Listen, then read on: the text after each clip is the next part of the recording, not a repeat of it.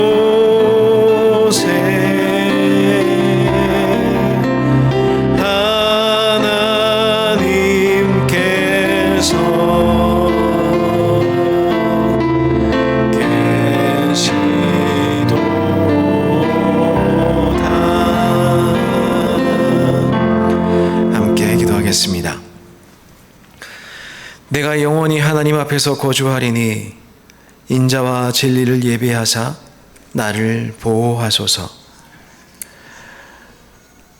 하나님 참으로 감사합니다. 그 진리와 인자를 멈추지 않으시고 지난 한 주간도 저희들을 보호하시고 인도하시고 또한 생존케 하시고 이렇게 감사함으로 주님 전에 나와 예배할 수 있는 놀라운 은혜를 허락하심을 감사드립니다.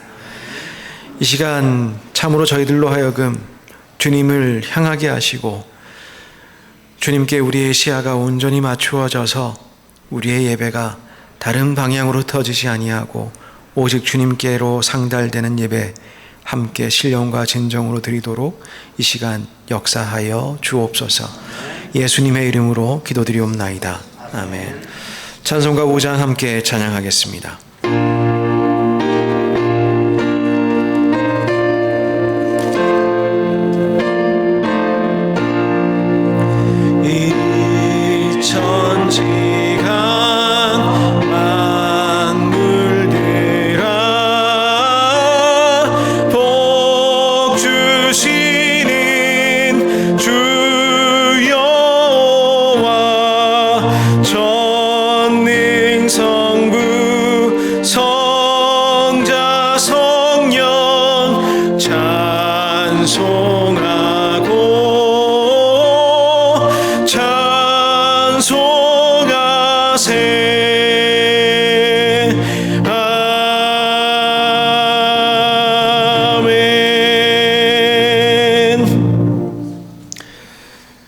함께 참여 기도 드리시겠습니다. 거룩하신 하나님 아버지, 그 거룩하심과 그 사랑 앞에 의탁하며 이 시간 나아갑니다. 이 거룩한 성일에 주님의 십자가 밑으로 나아가며 통회하며 자복합니다. 주님께서 누구든지 나를 따라오려거든 자기를 부인하고 자기 십자가를 져야 한다고 하셨습니다. 그러나 저희는 십자가를 지기는커녕 나 자신도 부인해 본 적이 없음을 고백합니다. 하나님의 뜻보다는 오히려 내 생각, 내 고집을 앞세우며 나 자신 드러내기에 바빴습니다. 주님을 따르는 제자라고 하면서도 나의 십자가를 지는 데는 늘 서툴렀습니다. 이기적인 마음의 작은 희생 감당하고 싶지 않았고 육체의 안일만을 추구하며 부끄럽게 살았습니다. 자비로우신 하나님, 주님 나라의 영화로운 면류관 바라보면서도 주님 위하여 살지 못하는 저희들을 불쌍히 여겨 주옵소서. 이 시간에는 주님과 나만이 아는 죄를 침묵 가운데 계속하여 아뢰시겠습니다.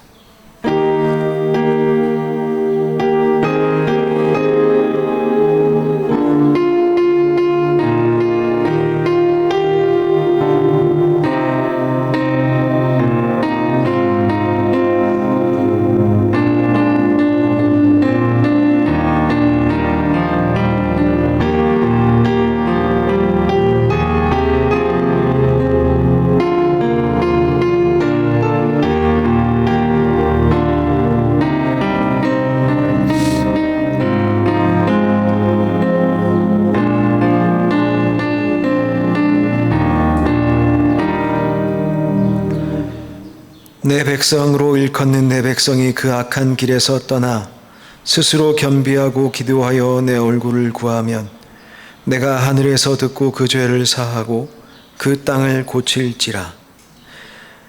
우리를 사랑하시고 우리의 회개를 기뻐하시는 주님, 이 기도를 들으시고 우리를 사하시는 주님, 그 주님 예수 그리스도의 이름으로 기도드렸습니다. 아멘. 함께 경배의 찬양 28장 찬양하겠습니다.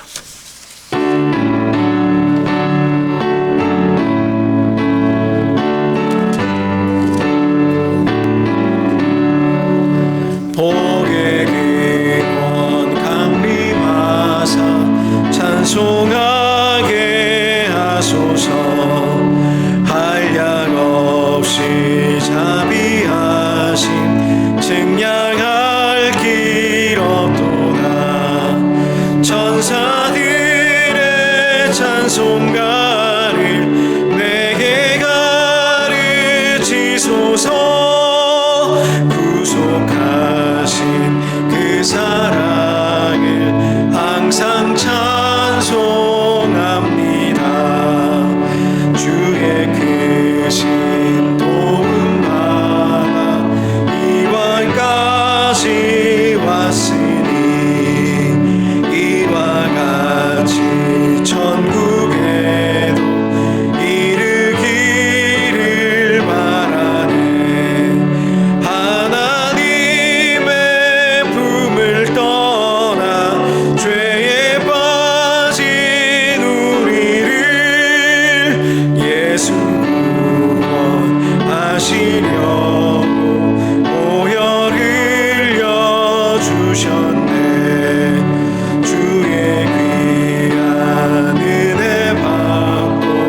일생 빚진 자 되네. 주의 은혜 사슬 매자 나를 주께 매소서.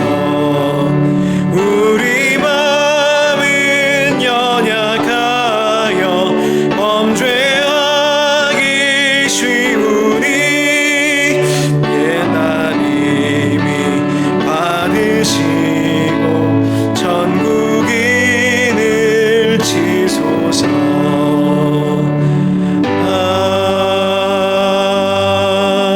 아멘. 교동문 38번입니다.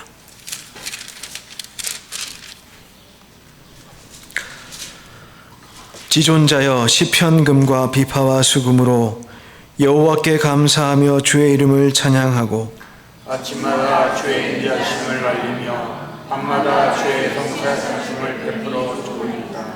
여호와여 주께서 행하신 일로 나를 기쁘게 하셨으니 주의 손이 행하신 일로 말미암아 내가 높이 외치리이다. 의인은 종려나무같이 번성하며 레바논의 백향목같이 성장하리로다. 이는 여호와의 집에 심겼으며 우리 하나님이 뜰 안에서 번성하리로다. 그는 늙어도 여전히 결실하며 진액이 풍족하고 빛이 청청하니 여호와의 지키심과 나의 바위 되심과 그에게는 불의가 없음이 선포되리로다. 아멘. 이 시간에 사도신경으로 우리의 신앙을 고백하겠습니다.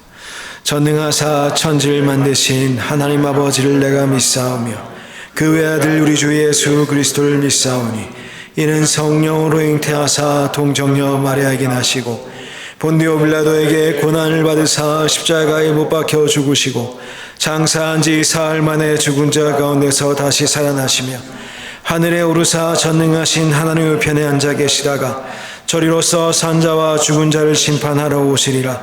성령을 믿사오며 거룩한 공회와 성도가 서로 교통하는 것과 죄를 사하여 주시는 것과 몸이 다시 사는 것과 영원히 사는 것을 믿사옵나이다. 아멘. 모두 자리에 앉으시겠습니다. 찬송가 545장 함께 찬양하겠습니다.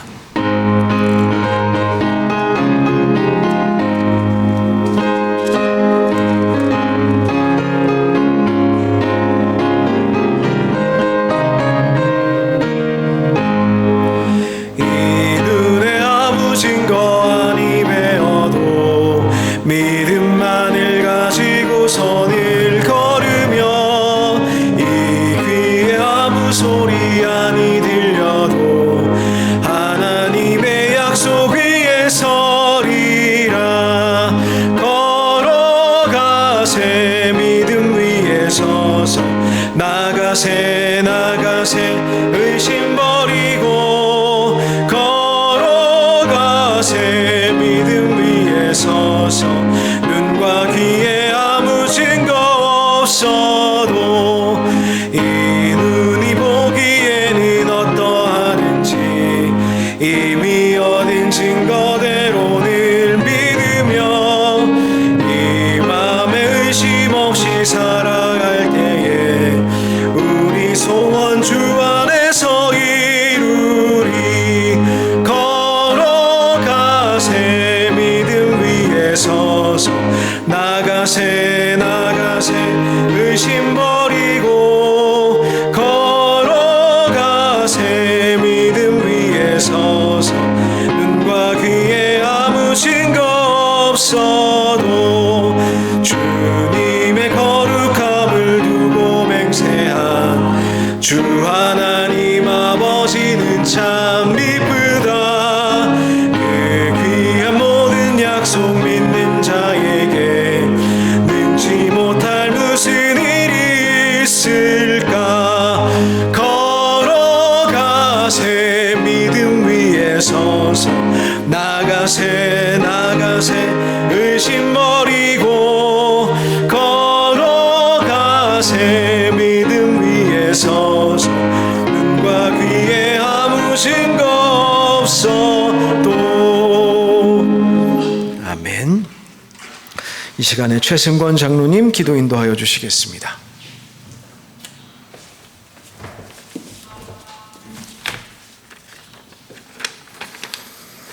사랑과 은혜가 풍성하신 아버지 하나님, 사마라의 첫 주일을 맞아 주님의 전으로 불러주셔서 오직 한 번 아버지께만 예배드릴 수 있는 은혜를 허락하여 주심을 감사드립니다. 새로운 달을 시작하며 우리의 삶을 주님께 온전히 맡기고 주님의 인도하심을 구하며 살아계신 하나님께 찬송과 경배를 올려드리니 주님 홀로 영광 받아 주시옵소서. 계절상으로 봄이 시작되었습니다. 따스한 기운이 온 세상에 스며들듯 주님의 사랑과 은혜가 우리의 삶 가운데 차고 넘침의 역사가 있게 하여 주시옵소서. 또한 봄의 생명력이 잠자고 있던 만물을 소생시키듯이 우리의 연약했던 믿음과 신앙도 성령의 은혜로 기지개를 켜게 하여 주시옵소서. 주님의 만지심과 치유하심으로 우리의 굳어진 마음이 부드러워지고 주님의 말씀과 성령의 담비로 인하여 회복되어지며 주님과 더욱 깊이 동행하는 저희들로 인도하여 주시옵소서. 우리의 삶의 전부를 주님께 의탁합니다.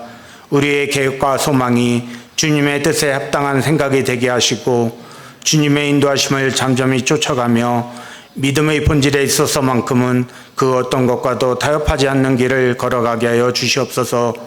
우리 안에 내주하시는 성령님께서 우리의 마음과 생각을 붙드시고 날마다 새롭고 새로워지는 저희들로 인도하여 주시옵소서. 특별히 3.1절을 맞아 두고 온 우리의 조국 대한민국을 위해 기도합니다. 조국의 독립을 위해 헌신했던 선조들의 희생을 기억하게 하시고 더욱이 주님의 섭리와 통치의 은혜 가운데 자유와 평화를 누릴 수 있었음을 감사드립니다.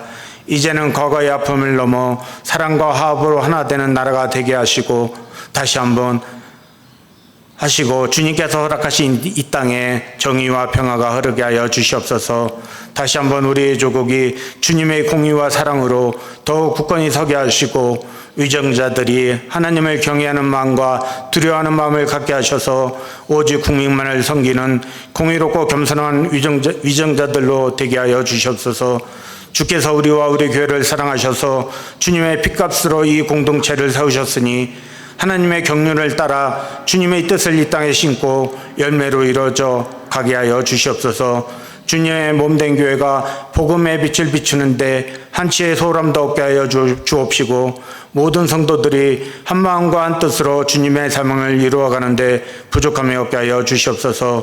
교회의 모든 사역이 주님의 은혜 가운데 아름다운 열매로 맺게 하여 주옵시고 맡은 자리에서 묵묵히 섬기는 모든 성도에게 기쁨과 충성을 허락하여 주시옵소서.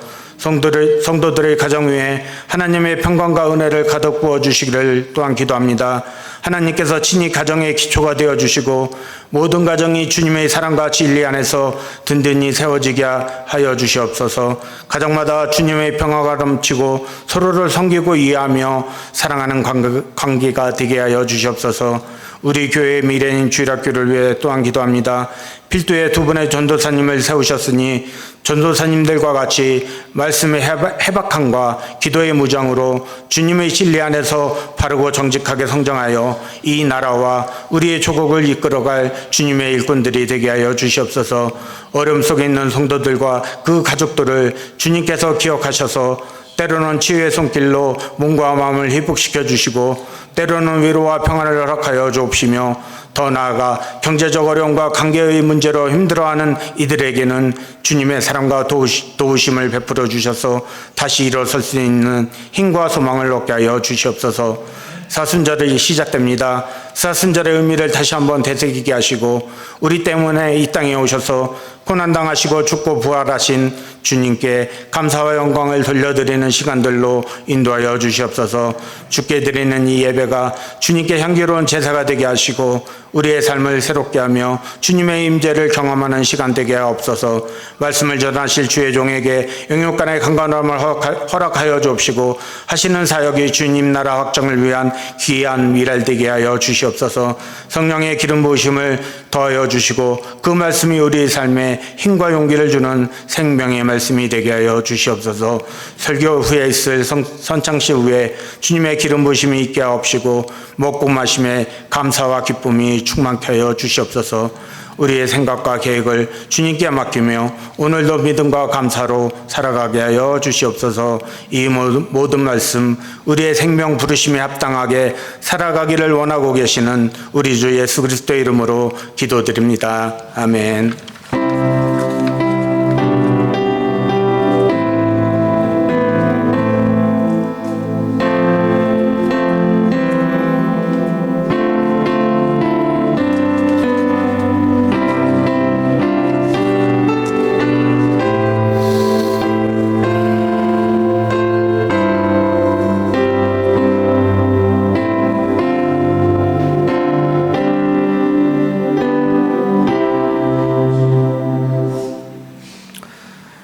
내게 있는 향유 옥합 함께 찬양하시면서 준비하신 예물 주님 앞에 드리도록 하시겠습니다.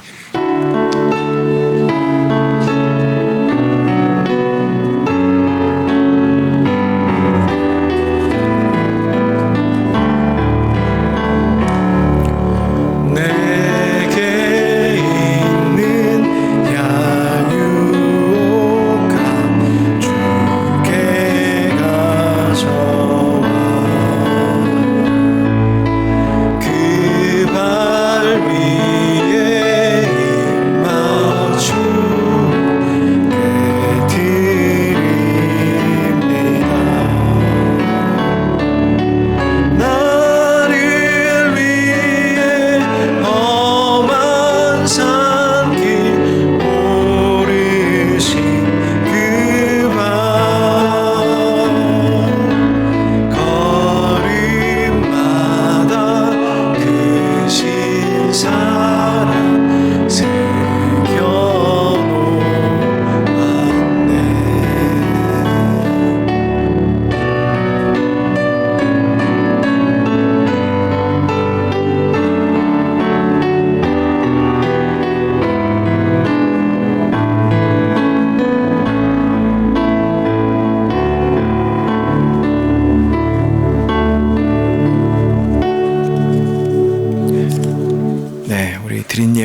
통해서 함께 기도하도록 하겠습니다. 사랑이 많으신 하나님, 이 시간 우리들을 사랑하시고 우리들을 보호하시는 주님 앞에 감사드리며 이 예물 드립니다. 이 예물 가운데에 감사와 주님을 향한 우리의 사랑의 고백을 함께 담습니다. 주님, 예물 받아주시고 기뻐하여 주시고 영광 받아주시고 주님의 기쁨 가운데에 우리가 살아가도록 역사하여 주옵소서. 이 예물이 쓰이는 곳곳마다 주님의 나라가 확장되게 하시고 주님의 나라가 세워지게 하시고 주님의 나라가 이루어지도록 역사하여 주옵소서. 우리 각 개인의 삶에도 동일한 은혜 허락하셔서 우리로 하여금 하나님 나라를 지어갈 뿐만 아니라 하나님 나라에 참여함으로 인한 기쁨으로 감사가 충만한 인생 살아가게 도와주시고 매 주일마다 주일날 주님께 나아오는 것이 참된 감사의 행동이 되도록 이 예배 가운데 역사하여 주옵소서. 아버지 하나님, 각 가정들마다 눈물로 드리는 또는 가끔은 기쁨으로 감사하는 기도 제목들이 있습니다. 모든 기도에 주님 응답하여 주시고 오직 주님의 영광 위하여 우리가 살아갈 수 있도록 기도 가운데 우리에게 참된 주님의 음성으로 위로하시고 능력 부어 주옵소서. 늘 함께 하시는 주님, 이 예배 가운데 주님께서 우리의 주인 되실 줄 믿습니다. 주님께서 이 예물도 받으시고 우리의 예배도 온전히 받아 주시옵소서. 예수님의 이름으로 기도드리옵나이다. 아멘.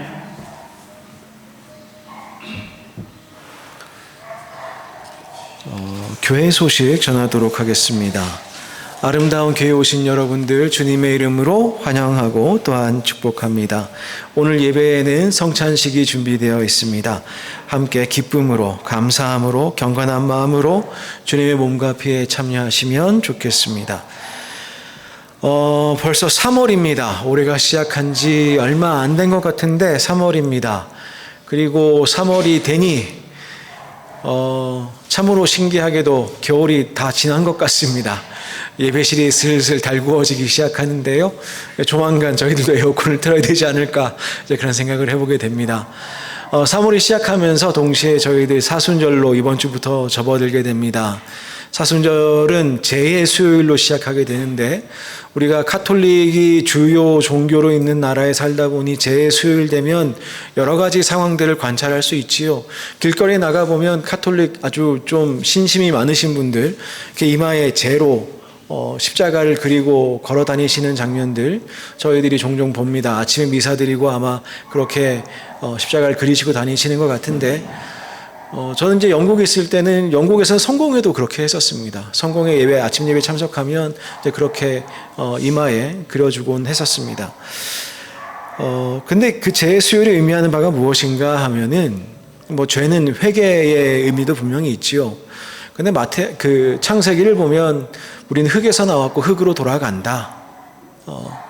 우리가 참으로 흙으로 돌아갈 수밖에 없는 유한한 존재임을 다시 한번 생각하고 주님의 십자가 없이는 그리스도의 십자가 없이는 우리가 구원이 없었을 사람인 것을 다시 한번 인정하는 오직 그리스도의 십자가로 인한 그 기쁨만을 기다리고 묵상하는 그 계절이 시작되는 의미로 제 수요일을 저희들은 맞이합니다. 이번 주 수요일 날 제 수요일 예배를 드립니다. 성도님들 잊지 마시고 꼭 참여하셔서 함께 예배로 주님께 나아갔으면 좋겠습니다. 시작하면서 그 광고 7번 보시면 요한복음 손으로 읽기라고 되어 있는데요. 아마 들어오시면서 노트를 받으신 분도 있고 못 받으신 분들도 있을 겁니다. 가족 수대로 그냥 가져가셔도 좋겠습니다. 충분히 준비를 해두었습니다.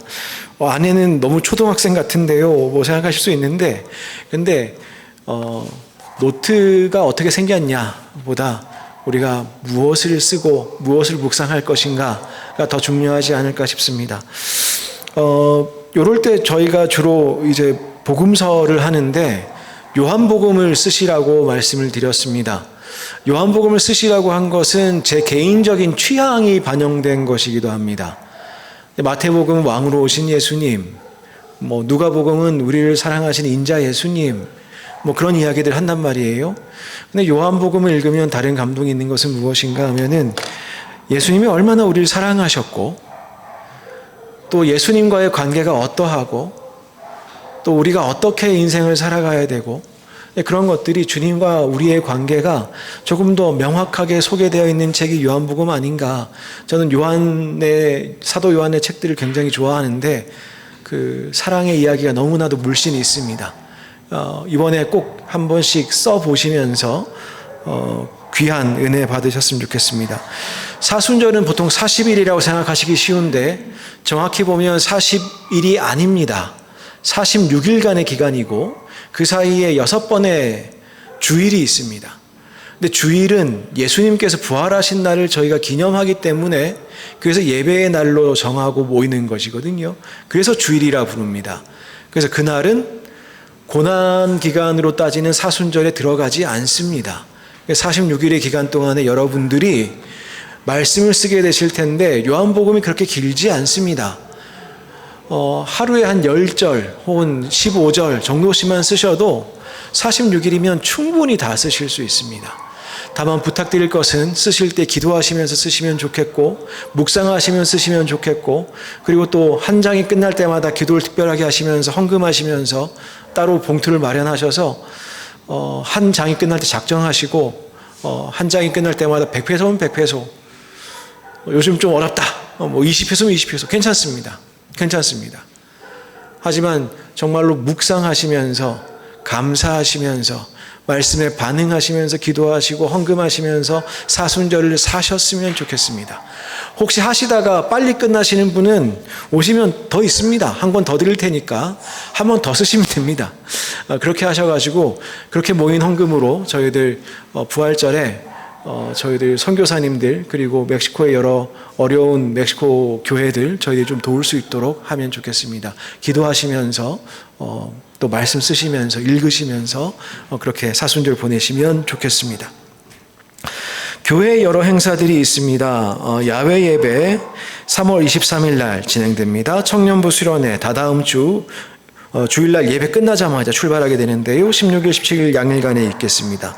장소는 깨레따로로 정하였습니다. 위에서 기도해 주시고 오가는 길과 또 그곳에서 여러 일정들이 은혜롭기를 기도하여 주시면 좋겠습니다. 오늘 2부 예배 후에는 구역 모임이 있겠습니다. 그리고 다음 주 예배 후에는 운영위원회가 있겠습니다. 기억해 주시고 교회 여러 모임들에 꼭 다 참여해 주시면 좋겠습니다. 여기서 말한 여러 모임에는 예배 모임도 포함입니다. 수요 예배, 토요일날 새벽 기도, 바쁘신 줄 압니다. 바쁘신 줄 알지만 저희가 예배 드리지 않고 살아가는 것이 옳지 않습니다.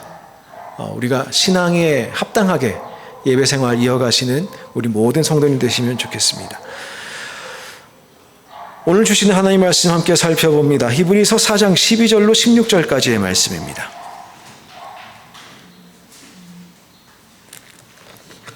히브리서 4장 12절로 16절까지의 말씀. 이 말씀을 박신순 권사님께서 봉독하여 주시겠습니다.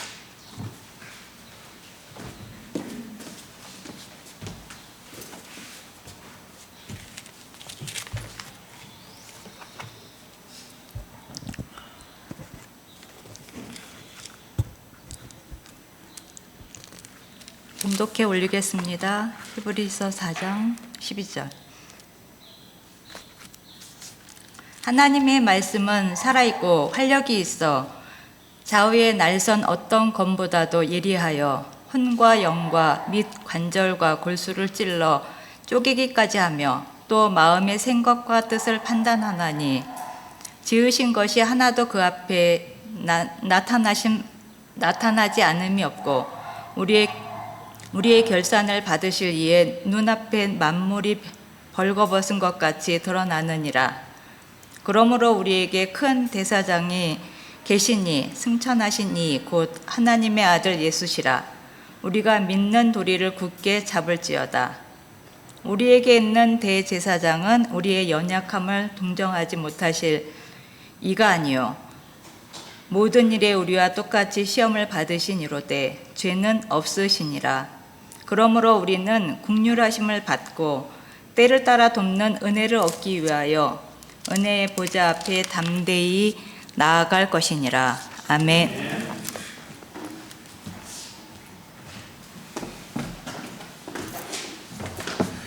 네, 감사합니다. 함께 기도하겠습니다. 사랑 많으신 하나님 감사합니다. 이 시간 저희들 말씀으로 또 주님의 음성 듣기를 원합니다. 이 말씀 가운데 주님, 우리의 혼과 영과 관절과 골수를 찔러 쪼개어 주십시오. 예수님의 이름으로 기도드렸습니다. 아멘.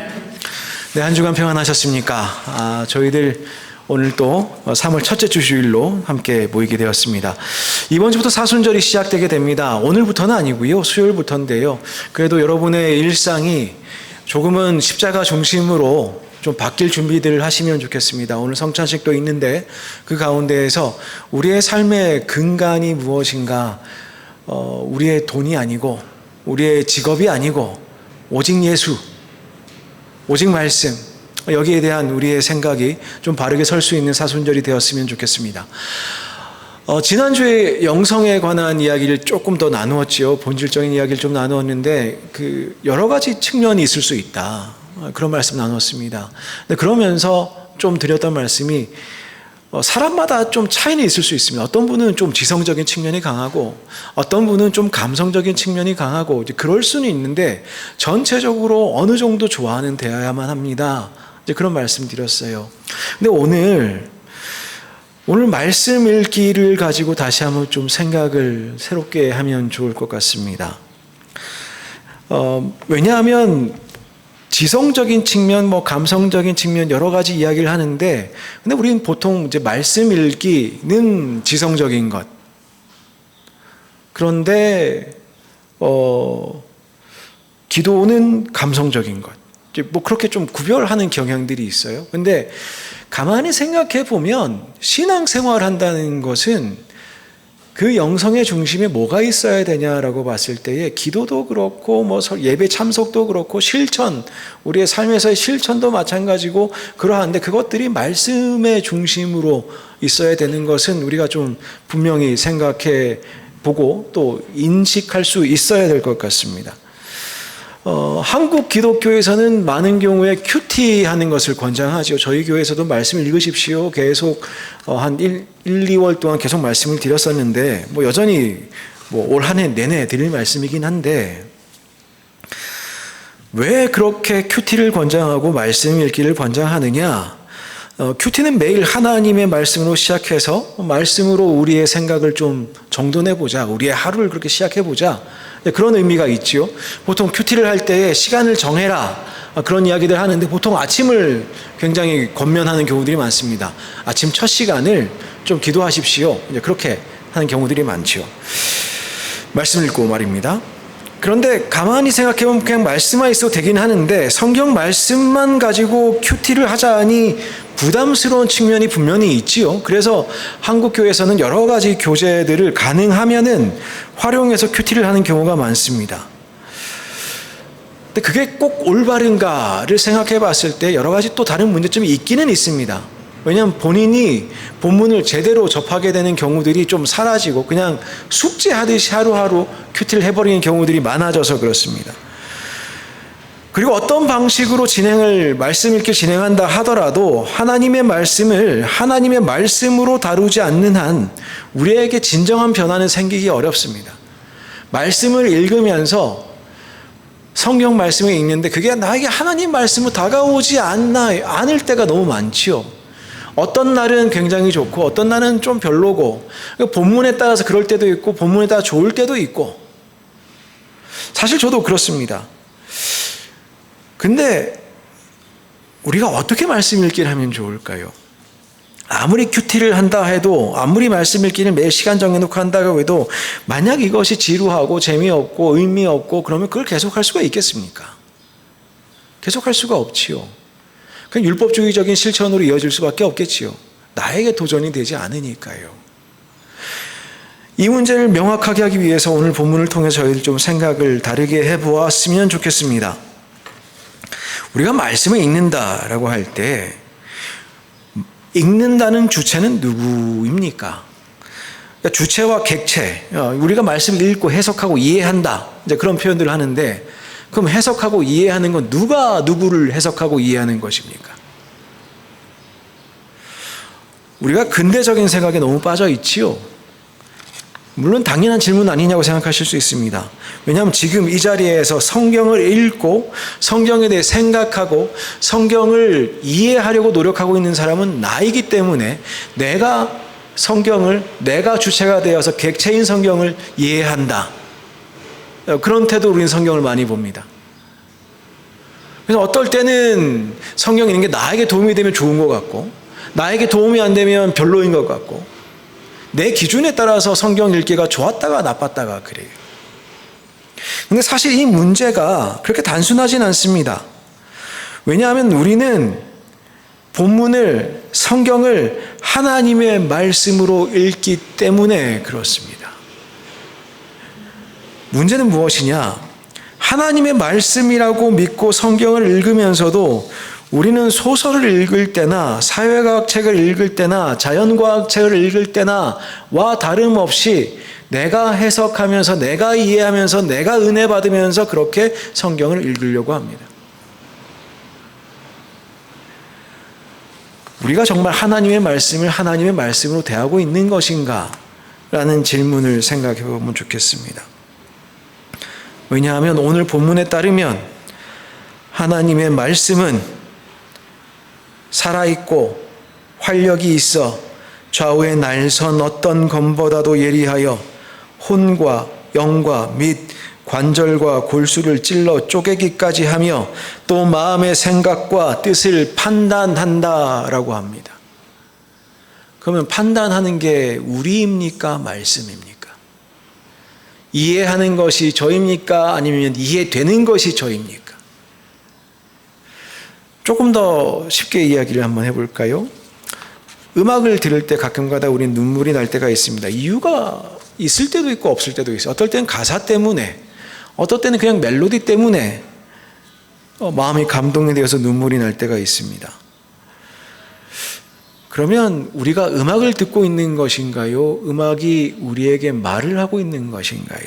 아니면 음악이 우리를 듣고 있는 것인가요? 음악을 듣는 것은 나고 음악은 해석의 대상인가요? 아니면 누구도 우리의 마음을 이해하지 못하고 나는 정말 인생을 살아가는 게 어렵고 외롭고 힘든 가운데 있는데 그 모든 것들이 음악을 들을 때에 풀려버리는 경험, 내가 풀어지는 경험. 그러면 음악이 나를 해석해 준 것이 아닌가 싶을 때가 있습니다.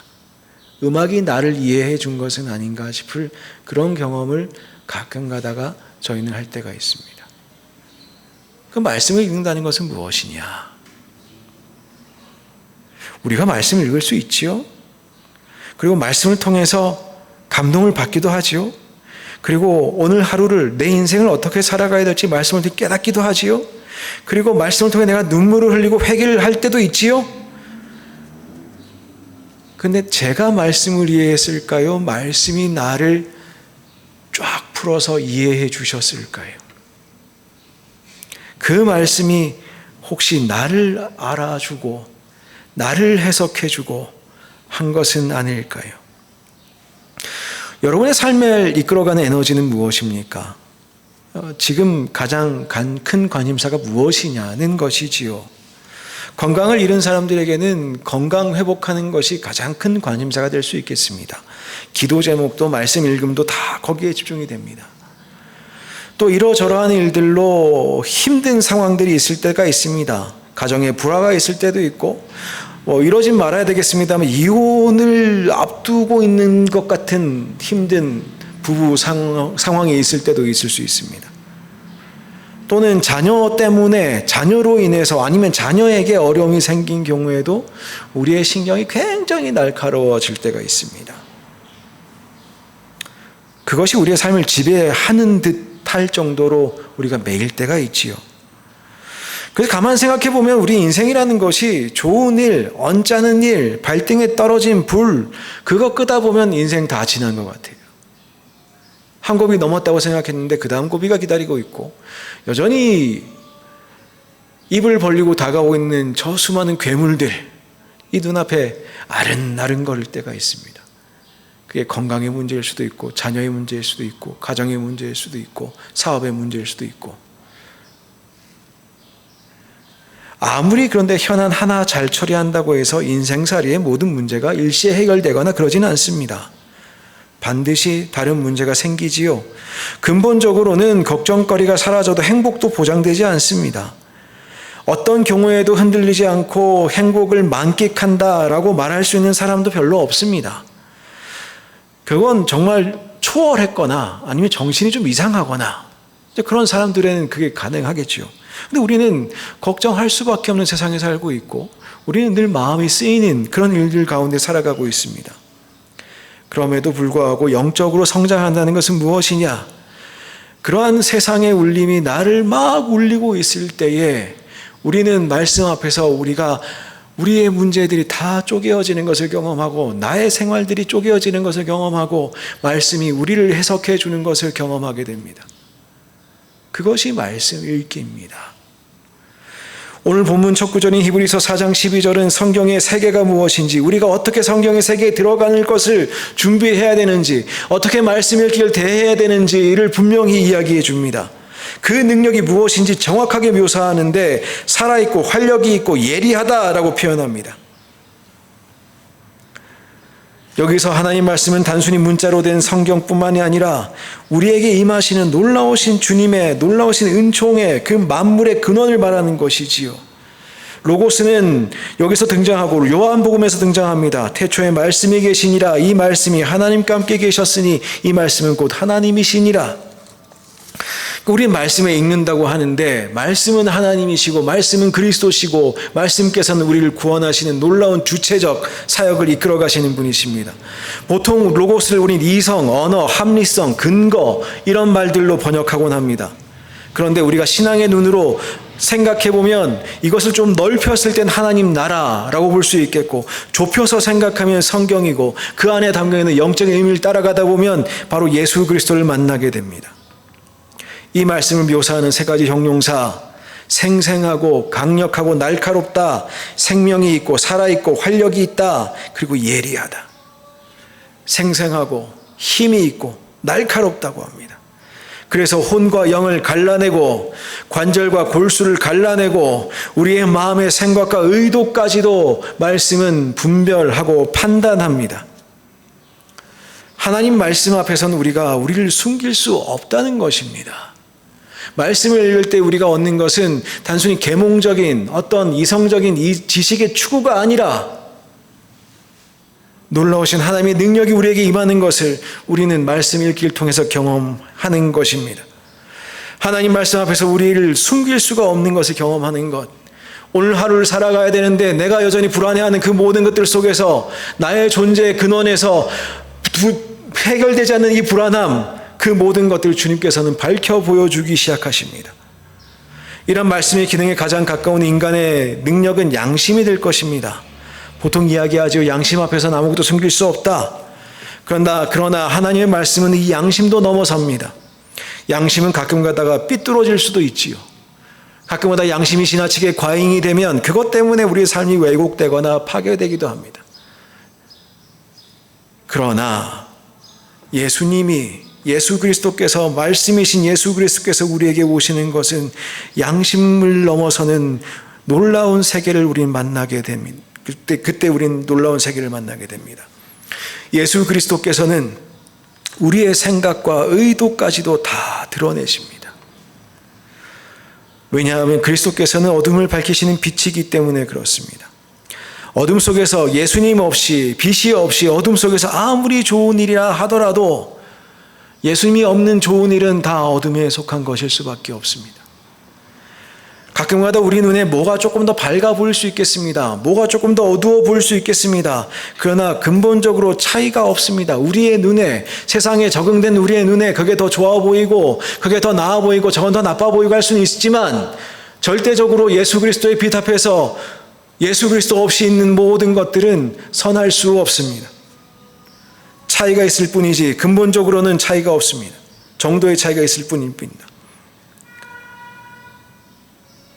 우리는 보통 우리의 생각과 의지가 무엇인지 잘 안다고 생각합니다. 세상에서 배운 것을 기준으로 그렇게 판단하기 나름입니다. 가장 간단하게는 내가 생각하는 것, 내가 좋아하는 것, 돈이 많아야 되고 가끔 가다가는 좀 도덕적으로 다른에게 존경도 받고 싶고 혹은 다른 사람보다 뭐가 됐든 조금이라도 더 나아야 내가 행복할 수 있으리라 짐작합니다. 그리고 그것이 나의 생각이고 뜻이고 의지라고 생각합니다. 근데 가만히 들여다보면 최근의 심리학들을 보면 뭐 심층 심리학이든지 무슨 이상 심리학이든지 그런 것들 다 들여다보면 우리의 행동, 우리의 겉으로 드러나는 그런 모습들이 우리의 의식뿐만 아니라 저 깊이 있는 무의식에서도 영향받고 있으니 분명히 드러나기 시작합니다. 가끔 그냥 기분이 나쁠 때가 있어요. 그냥 가끔가다 어떤 사람을 보면 저 사람 한 번도 본 적이 없는 사람 기분이 좋을 때도 있고 나쁠 때도 있습니다. 어떤 상황을 접하면 이유 없이 불안해지거나 충동적으로 행동하는 경우도 있습니다. 심하면 이제 장애적 상황도 이루어질 수 있는 것이지요. 그런데 이유를 모를 때가 있어요. 무슨 말이냐? 겉으로 멀쩡하고 나름 똑똑해 보여도 예수님 없이 우리는 우리의 정체를 명확하게 알지 못합니다. 우리가 누구인지도 모르고 우리가 어떤 존재인지도 모르고 무엇이 필요한지도 모르고 내 생각, 내 욕망 따라 하루하루 살다가 걱정만 하다가 그렇게 인생 다 지나갑니다. 이거는 정도의 차이가 있을 뿐이지 모든 사람에게 그런 가능성은 분명히 드러날 수밖에 없습니다. 그래서 기독교는 이야기하기를 인간은 죄인이다. 스스로 자기를 구원할 수 없다. 고 이야기합니다. 그런데 하나님의 말씀을 읽는다는 것은 우리의 모습이 적나라하게 말씀 앞에 다 펼쳐지고 해체되고 무너지기 시작한다는 것을 말하는 것이지요.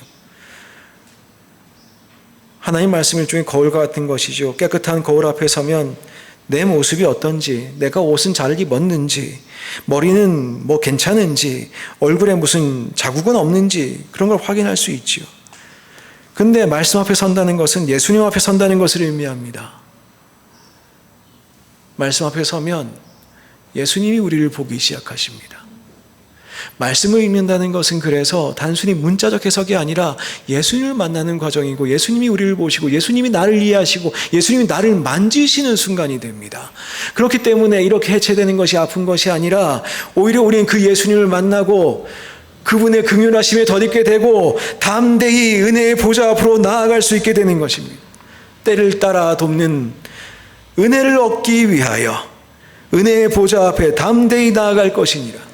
말씀 읽은 사람들이 모든 것이 다 적나라하게 드러나고 내가 부끄러운 사람이고 내가 연약한 사람이고 내가 능력이 없는 사람인데 어떻게 살아갑니까? 그런데 말씀을 읽다 보니 예수님을 만나고 그 예수님은 우리의 죄를 동정하지 못하실 분이 아니고 오히려 우리를 구원하신 분이라는 것을 알게 될 때에 우리는 담대히 그분 앞으로 나아가게 된다는 것이지요. 제사를 드리는 목적은 크게 두 가지가 있습니다. 하나는 감사와 찬양이고 하나는 속죄입니다. 감사와 찬양은 하나님의 창조를 향한 것이지요. 하나님은 자연을 창조하셨을 뿐만 아니라 우리를 창조하셨습니다. 우리를 창조하셨기에 하나님께서는 우리의 삶에도 여전히 함께 하십니다. 바람이 불고 비가 오고 곡식이 자라고 자식을 낳고 키웁니다. 하나님의 놀라우신 창조의 섭리에 따라 우리는 그렇게 살아갑니다. 그런데 그럼에도 불구하고 그걸로 다 찬양과 감사 드리는 것뿐만 아니라 동시에 유대교의 제사는 속죄의 제사들이 있었습니다. 이 일을 맡은 사람이 대제사장이지요. 그런데 우리 죄를 사하시는 분이 예수님이신데 우리는 말씀을 읽을 때에 말씀이신 예수님을 만나게 됩니다. 그 긍휼하심의 끝이 없으신 바로 그 예수님을 우리는 말씀 가운데에 우리의 삶이 얼마나 연약함 가운데 있는지, 얼마나 보잘것 없을 수밖에 없는지 다시 한번 자각할 수밖에 없습니다. 그런데 우리에게 바로 그 제사장이 계시고 그분께서는 우리를 긍휼히 여기시고 우리를 돕는 은혜를 베푸시는 분이심을 우리는 다시 한번 확인하게 됩니다.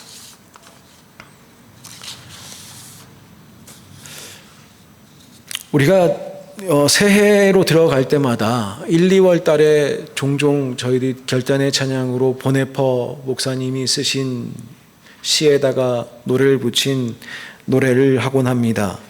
그 시가 사실은 연애 편지지요. 마지막 보네퍼 목사님의 약혼자에게 보내는 그 편지의 한 부분입니다. 그래서 새해를 바라보면서 어둠 속에서도 같이 걷는 연애 편지였어요. 사실은 그게. 근데 우리가 보네퍼 목사님을 잘 기억하는 것이 뭐냐면 그분의 제자도 때문에, 물론 그분의 이제 암살 조직 가담에 관한 이야기도 있지만 그분이 이야기했던 제자도의 감동 때문에 우리가 종종 많이 기억하곤 합니다. 근데 보네퍼 목사님께서도 끊임없이 이야기했던 것이 뭐냐면 반복되어야 된다. 반복되어야 된다. 반복해서 본받아야 된다. 그 이야기는 사실 키에르케고르에서부터 오는 것이거든요. 근데 우리가 말씀을 매일 읽을 때 재미가 없는 이유, 반복하는 것을, 똑같은 것을 반복한다고 생각하니 그게 재미가 없습니다. 어제도 읽었고 오늘도 읽었고 맨날 똑같은 성경 뭐가 그렇게 재밌나? 매일 읽으실 때 여러분이 해체되셨으면 좋겠습니다. 주님 앞에 숨길 수 있는 것이 없음을 매일 말씀 읽으실 때마다 확인하셨으면 좋겠습니다. 내가 이렇게 연약하고 내가 이렇게 부족하고 말씀에 비춰보았을 때 내가 이렇게 연약한데 그 말씀이 우리를 긍정하시고 우리를 긍휼히 여기시고 우리를 사랑하시는 예수님의 이야기인 것을 확인하실 수 있었으면 좋겠습니다. 반복이 단순한 재현이 아니라 새로운 구성이 되도록 말씀을 읽으셔야 됩니다. 어제 말씀 읽었습니다. 말씀 읽을 때에 그런 감동이 있으면 좋을 때 있지요. 보라, 이전 것은 지나갔으니 새 것이 되었도다. 새 것이 되었지요. 근데 오늘 말씀 읽었어요. 또 감동이 차오릅니다. 이전 것은 지나갔으니 보라, 새 것이 되었도다. 내일 또 말씀을 읽습니다. 이전 것은 지나갔으니 보라, 새 것이 되었도다.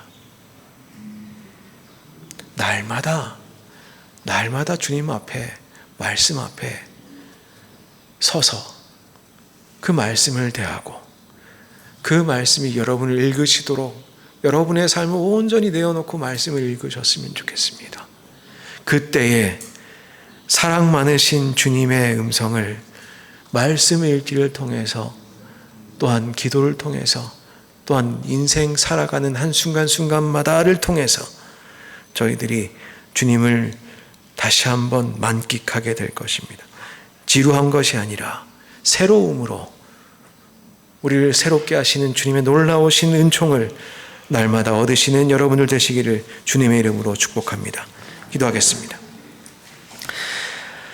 하나님 감사합니다. 저희들로 하여금 오늘 다시 한번 말씀을 진지하게 생각해 볼 수 있는 기회를 주셨음을 감사드립니다. 하나님, 주님께서 우리를 얼마나 사랑하시는지 다시 한번 말씀을 읽으며 주님의 음성 바로 들을 수 있도록 역사하여 주옵소서. 내가 말씀 읽기를 주도하는 것이 아니라 주님의 말씀이 나를 이끌어 가는 수 있도록 그렇게 말씀 읽기를 사랑하고 말씀 읽기를 통해 새로워질 수 있도록 우리 모두를 주님 붙들어 주시옵소서. 예수님의 이름으로 기도드리옵나이다. 아멘. 우리 찬송가 228장 함께 1절만 부르도록 하겠습니다. 1절 부르시면서 우리 성찬의 자리로 마음을 준비하시며 나아가도록 하겠습니다.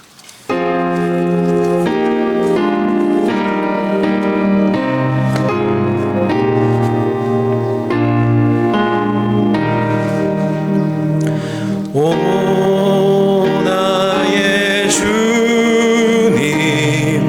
진입해 오니 영원한 세계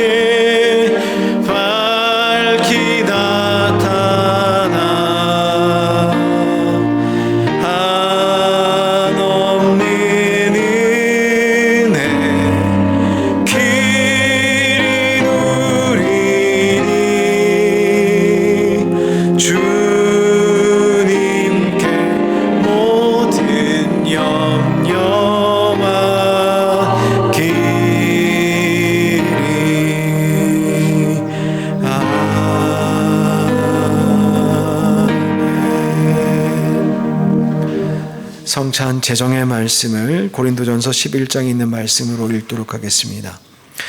내가 너희에게 전한 것은 주께 받은 것이니 곧 주 예수께서 잡히시던 밤에 떡을 가지사 축사하시고 떼어 이르시되 이것은 너희를 위하는 내 몸이니 이것을 행하여 나를 기념하라 하시고 식후에 또한 그와 같이 잔을 가지시고 이르시되 이 잔은 내 피로 세운 새 언약이니 이것을 행하여 마실 때마다 나를 기념하라 하셨으니 너희가 이 떡을 먹으며 이 잔을 마실 때마다 주의 죽으심을 그가 오실 때까지 전하는 것이니라. 그러므로 누구든지 주의 떡이나 잔을 합당하지 않게 먹고 마시는 자는 주의 몸과 피에 대하여 죄를 짓는 것이니라. 사람이 자기를 살피고 그 후에야 이 떡을 먹고 이 잔을 마실지니 주의 몸을 분별하지 못하고 먹고 마시는 자는 자기의 죄를 먹고 마시는 것이니라. 아멘. 네, 저희는 매달 첫 번째 주일에 성찬을 나눕니다. 매달 한 번씩 반복하는 성례전이지요. 오늘도 주님의 몸과 피에 참여하는 것이 여러분에게 새로웠으면 좋겠습니다. 그래야 우리가 예수님께 참여하는 감격, 그 몸에 참여하는 기쁨, 또한 그 피로 인한 새로운 언약에 대한 이 감사, 구원에 대한 확신, 이 모든 것들이 그리스도의 몸과 그리스도의 피에 참여하며 이 시간 다시 한번 새로워지기를 원합니다. 함께 기도하겠습니다. 우리를 위하여 살을 찢기시고 피를 다 흘려주신 주님, 이 시간 다시 한번 주님의 성찬상 앞에 우리가 모였습니다. 하나님, 우리를 사랑하시고 그 아들을 보내주셨습니다. 이 시간 그 귀하신 독생자 예수 그리스도의 몸과 피를 저희들이 함께 나누기를 원합니다. 주님의 부르심에 저희들 순종하며 나아가오니 이 시간 성령님이시여 임재하시어서 우리로 하여금 예수님의 피와 예수님의 살을 온전히 경험하도록 역사하여 주옵소서. 그리하여 구원하시는, 우리를 사랑하시는, 우리를 긍휼히 여기시는 예수 그리스도의 놀라우신 사랑을 다시 한번 확인하고 기뻐하고 감사하는 시간 되도록 주님 역사하여 주옵소서. 예수님의 이름으로 기도하옵나이다. 아멘.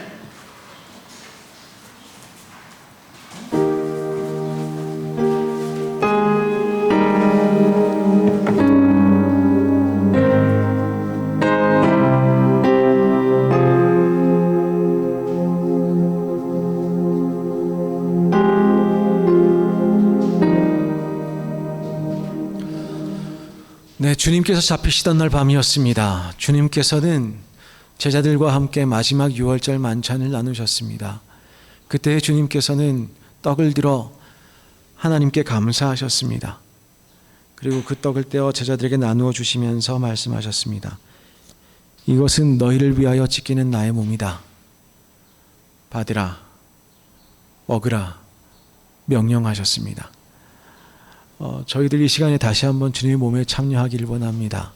주님께서 명령하신 것이기도 하고 여러분들께서도 의지적으로 주님의 몸에 가까이 나아가시는 마음으로 이 떡을 받으시면 좋겠습니다. 우리를 위하여 찢기신 주님의 몸에 감사함으로 저희들 나아가겠습니다.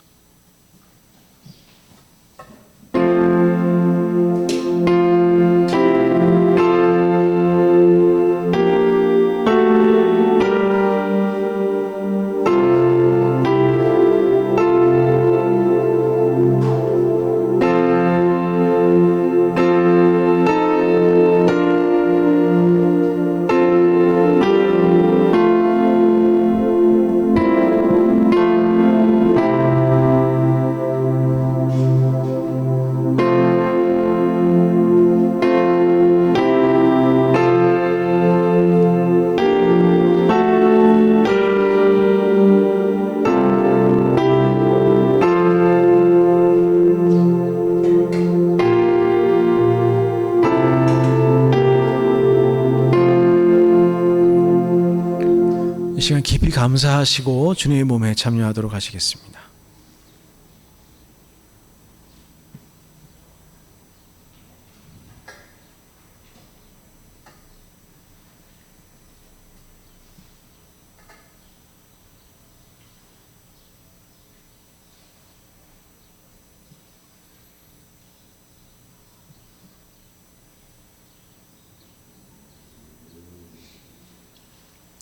식후에 주님께서는 잔을 가지시고 제자들에게 따르어 주시면서 말씀하셨습니다. 이것은 너희를 위하여 흘리는 나의 피다. 새 언약의 피다. 받으라, 마시라. 그렇게 말씀하셨습니다. 저희는 이 시간에 함께 포도 음료에 함께 참여하게 될 것입니다. 그런데 기억하십시오.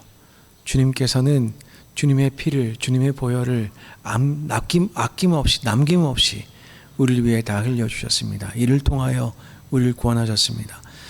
우리는 아무 공로 없으나 자격도 없으나 주님의 초청으로, 주님의 구원하심으로 이 시간 다시 한번 주님의 보혈에 참여하도록 하시겠습니다.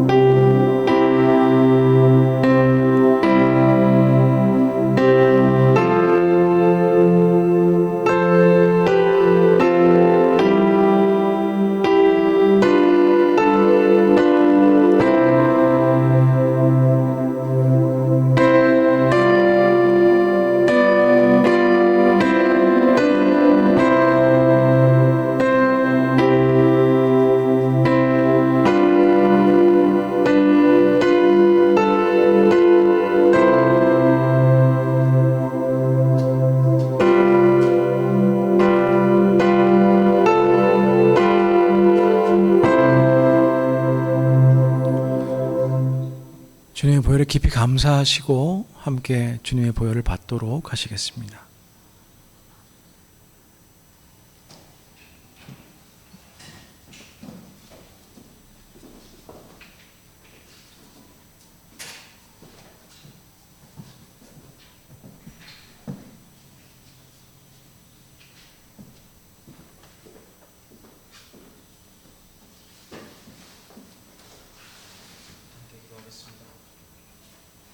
사랑 많으신 하나님, 저희들을 구원하여 주시고 저희들을 이 땅에 보내시고 우리들로 하여금 살아가게 하시고 또한 다시 한번 주님의 사랑을 깊이 생각하고 성찬에 참여하게 하심을 감사드립니다.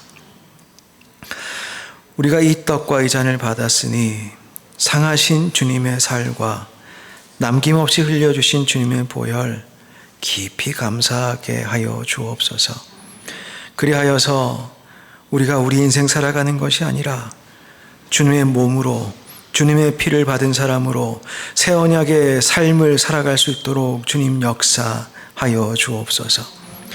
또한 우리가 한 교회로서 우리 주님의 거룩하시고 아름다우신 몸에 함께 참여하였으니 서로 섬기게 하시고 서로 사랑하게 하시고 온 교회가 하나 되도록 역사하여 주옵소서. 저희가 저희의 삶에, 저희의 가진 재주에 의존할 것이 아니라 오직 주님의 보혈에, 주님의 몸에 기대어 이번 한 주간도, 이번 한 달도 우리의 인생을 그렇게 살아갈 수 있도록 역사하여 주옵소서. 그리하여 그리스도의 죽으심과 다시 사심과 다시 오심을 분명히 알고 기억하고 기쁨으로 이 땅을 승리하며 살아가도록 주님 역사하여 주옵소서. 예수님의 이름으로 기도하옵나이다. 아멘. 모두 자리에 일어나시겠습니다. 우리 함께 결단의 찬양하겠습니다.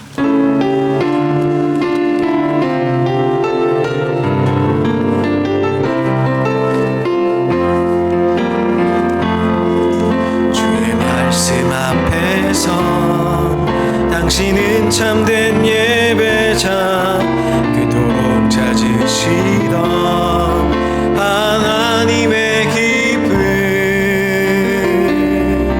이 세상을 향한 거룩한 생명빛 되어 이 세상을 섬길 구원의 소망 되어 영원한 하나님의 나라 함께 세워가리.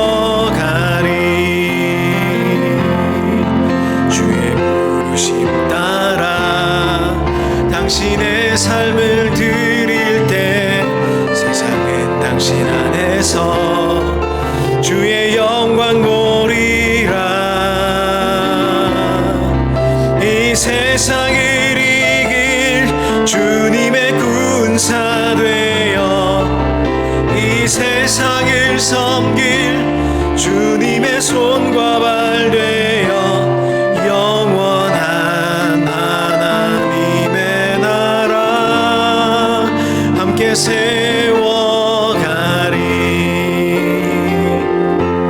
아멘. 네, 이번 한 주간 저희들 또 세상 속으로 나아갑니다. 나아가시는데 말씀과 함께 나아가십시오. 매일 말씀을 꼭 읽으시면 참 좋습니다.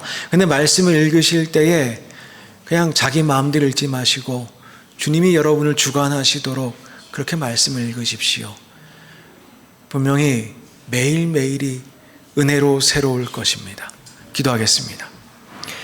이제는 우리 주 예수 그리스도의 은혜와 하나님 아버지의 지극하신 사랑과 성령님의 친밀하신 교제가 이 전을 나서며 우리의 삶 중심에 말씀으로 굳게 세우고 믿음을 생활하기로 그렇게 다짐하는 모든 성도들 위해, 그들의 가정과 일터 위에, 그들의 자녀들 위해, 이 땅 멕시코와 우리의 조국 대한민국 위에, 또 우리와 함께하는 수많은 선교사님들, 멕시코 교회들, 또 한인 교회들 위해 이제로부터 영원까지 함께 계시옵기를 간절히 축원하옵나이다. 아멘.